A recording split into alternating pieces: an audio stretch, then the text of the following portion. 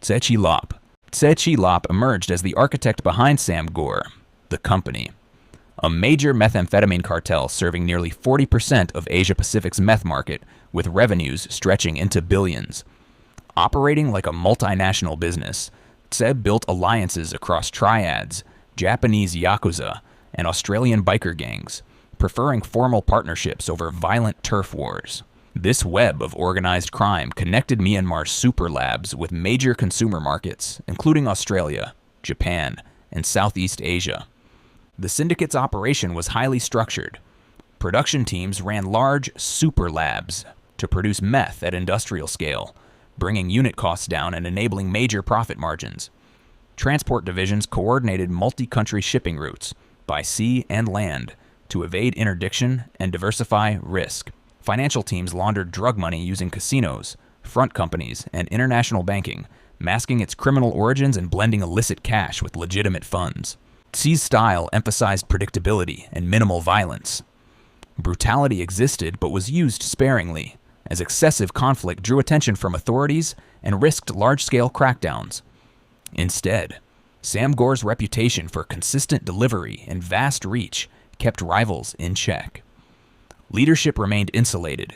Senior bosses, including Tse, kept out of direct handling of drugs, making prosecution difficult. Contingency planning was central. If one smuggling route fell, another absorbed the volume, making the network largely immune to police busts. This redundancy protected revenues and kept leadership secure. At his peak, Tse reportedly displayed immense wealth, gambling away sums like $66 million in a single night. Sam Gore's impact wasn't limited to profit. The syndicate's supply of potent, affordable meth contributed to widespread addiction, fueled gang violence at the street level, and corrupted local officials. While Tse and his partners became billionaires, their operations left behind a trail of public health crises and law enforcement challenges that touched several nations across Asia and beyond. Al Capone. Al Capone rose from obscurity to dominate Chicago's criminal underworld during Prohibition, a period when alcohol sales were banned, but public demand soared. His empire capitalized on this black market, operating breweries, distilleries, and a network of distribution routes to supply thousands of speakeasies across the city. Annual earnings topped $100 million, a fortune that dwarfed most legitimate businesses at the time. Capone ran his operations like a CEO. He diversified revenue streams, expanding into gambling, prostitution, and extortion rackets, and built a formal hierarchy, employing accountants to manage funds, managers to oversee daily business, and enforcers to handle rivals. His business model relied on both corruption and violence, bribing police, politicians, and judges to stay out of jail or squash investigations, while deploying hitmen for strategic assassinations against competitors. The most infamous act of violence under his command was the St. Valentine's Day Massacre, where his men, disguised as police, killed 7 rival gangsters in broad daylight. Though Capone always maintained plausible deniability, the massacre put him at the top of Chicago's criminal power structure and served as a stark warning. Despite running an aggressively criminal syndicate, Capone's eventual downfall came from a bureaucratic loophole: tax evasion. In 1931, federal officers built a case on his undeclared profits and secured a conviction, resulting in an 11-year prison sentence. Released years later for health reasons, Capone never regained his empire. Capone's approach became a blueprint for modern organized crime: establish monopoly control, diversify criminal business lines, use systemic corruption, and mask violence behind a veneer of business as usual. His reign fundamentally shaped the American mob and demonstrated the scale of wealth possible through criminal exploitation of market demand. Dawood Ibrahim. Dawood Ibrahim heads D Company, a multinational syndicate rooted in Mumbai but operating throughout South Asia, the Middle East, and Africa. His criminal empire took off in the 1980s to 90s, built on extortion, gold smuggling, land scams, and drug trafficking. Through tight control of key contraband routes during times of strict import tariffs, Dawood could undercut black market rivals and leverage protection fees from businesses across Mumbai. D Company's dominance grew in scope and scale, with heroin shipments routed from Pakistan through Dubai and into Europe and Africa. This international reach generated billions, making D Company one of the most lucrative organizations in organized crime. Simultaneously, Ibrahim wielded considerable influence within Bollywood, using a mix of intimidation and cash to finance movies and muscle in on distribution, further laundering criminal profits and solidifying his image in popular culture. The 1993 Mumbai bombings marked a turning point, elevating Dawood Ibrahim from kingpin to one of the world's most wanted terrorists. Indian authorities linked D Company to over a dozen coordinated bomb blasts that killed hundreds, retaliation for riots targeting Muslims. This escalated him onto global watch lists, with the US and United Nations slapping him with sanctions. Despite international pursuit, Dawood's wealth and alliances have reportedly kept him protected, allegedly sheltered by Pakistani authorities. His continued freedom demonstrates the complications of fighting a crime empire that blurs the line between organized crime and terrorism, with influence reaching into both governments and the entertainment industry. Semyon Mogilevich. Semyon Mogilevich is renowned not just for brutality, but for financial cunning. Born in Ukraine, he shaped an international crime network by exploiting the post-Soviet chaos of the 1990s. His strategy was distinct. Instead of relying on street violence, he specialized in large-scale financial crime, fraud, money laundering, and stock manipulation. Capitalizing on the fire sale privatization of Russian and Eastern European industries, Mogilevich took control of oil, gas, and metallurgy companies, often using intimidation and corruption. His organization set up shell companies and offshore accounts, hiding billions in assets and laundering profits across more than a dozen countries. A landmark scam was the YBM Magnex case in the US, where a publicly traded company was used as a front to move $100 million. Authorities discovered that what looked like legitimate industrial activity was just a mechanism to clean criminal money. When police closed in, the corporate facade collapsed, exposing how deeply embedded Mogilevich's operations were within legal financial markets. Though his signature was brainpower, not muscle, his operations still used contract killings and kidnappings when necessary. Investigators from the FBI and Europol classified his syndicate as capable of every major organized crime: narcotics, arms trafficking, extortion.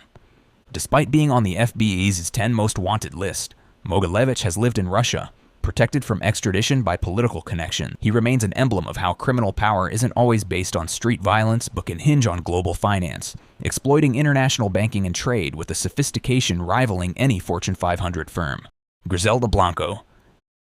Griselda Blanco, one of the most feared cartel leaders of the 1970s and 80s, pioneered US-bound cocaine smuggling routes from Colombia to Miami and New York.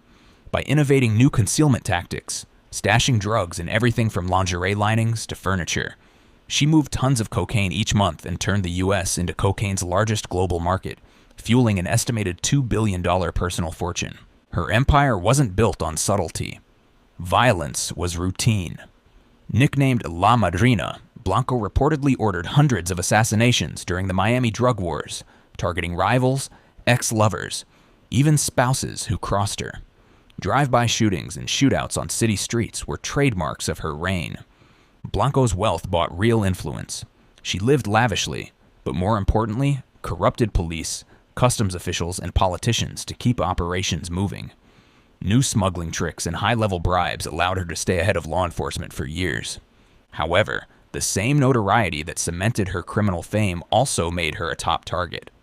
In 1985, U.S. authorities arrested her in California, leading to a 20-year sentence. After her release and deportation to Colombia, she was assassinated in 2012 using a method, motorcycle hit, that she had helped invent. Blanco blazed a trail for female kingpins in a male-dominated underworld. She reshaped the cocaine business through innovation, ruthlessness, and scale, proving that fortune and infamy go hand in hand in the world of organized crime. Amado Carrillo Fuentes. Amado Carrillo Fuentes transformed the Juarez cartel into a logistical powerhouse, earning the nickname the Lord of the Skies for using jumbo jets to move cocaine from Colombia into North America.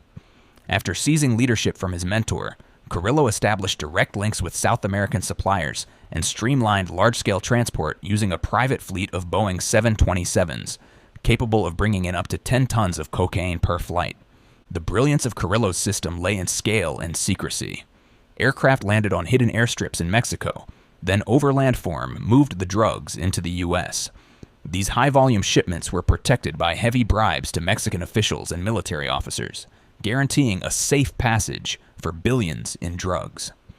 Behind the scenes, Carrillo consolidated alliances and eliminated rivals through selective violence, building the most important smuggling corridor on the continent. His innovations made Juarez cartel a critical distribution node for the U.S. cocaine trade.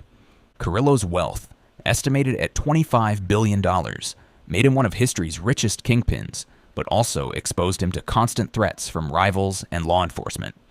In 1997, desperate to avoid capture, he sought plastic surgery to change his appearance. The operation went fatally wrong, ending his reign and plunging Juarez cartel into chaos. Carrillo's legacy is logistics. He demonstrated how mastery over transport, not just production or violence, can make a cartel leader almost unstoppable. His airborne strategy became a blueprint for future Latin American traffickers. Joaquín El Chapo Guzmán. Joaquín El Chapo Guzmán led the Sinaloa cartel, evolving it into one of the largest global drug syndicates. Beginning in the 1990s, El Chapo built supply lines for cocaine, meth, heroin, and marijuana, reaching from Latin America to the US, Europe, and Asia. At the peak, his fortune surpassed $1 billion, with likely much more hidden. What set Guzmán apart was relentless innovation. Sinaloa cartel developed tunnels beneath the US-Mexico border, some equipped with lighting and rails, to smuggle tons of narcotics, staying a step ahead of authorities. Beyond tunnels, the cartel adapted rapidly with boats, trucks, and planes, maintaining shipments even during crackdowns. Violence was rampant. El Chapo's regime inflicted terror on rivals and traitors through assassinations, kidnappings, and public massacres. Yet he also earned a Robin Hood image among poor communities by funding public works and distributing cash, generating local support that helped shield his operations.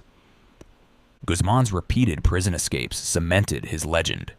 In 2001, he escaped Mexican custody in a laundry cart, and in 2015, tunneled out of a high-security prison through a mile-long passage dug directly to his cell.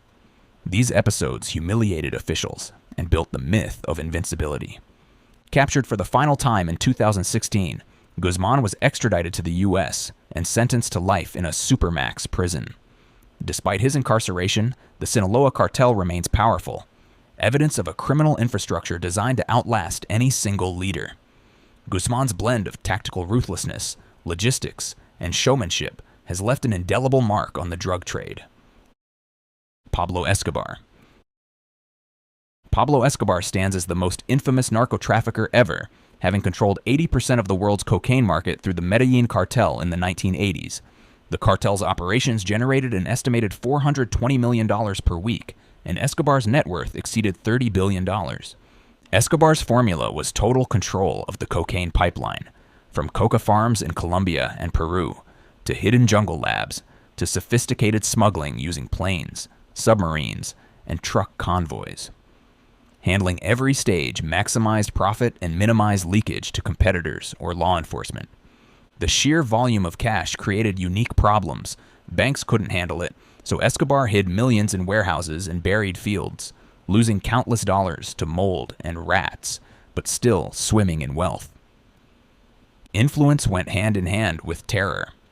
Escobar spent fortunes building housing and soccer fields for Medellin's poor, forging popular support, while simultaneously employing the plata o plomo, silver or lead, doctrine, offering officials a bribe or facing murder.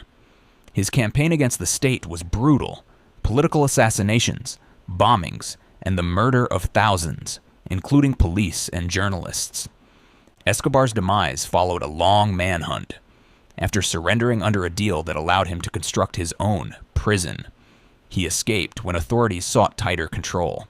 Colombian police, aided by U.S. agents, tracked and killed him on a Medellin rooftop in 1993.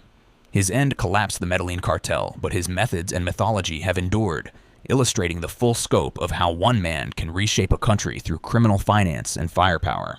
Ready for more jaw-dropping stories? Dive into this next video to see just how far crime and chaos can really go.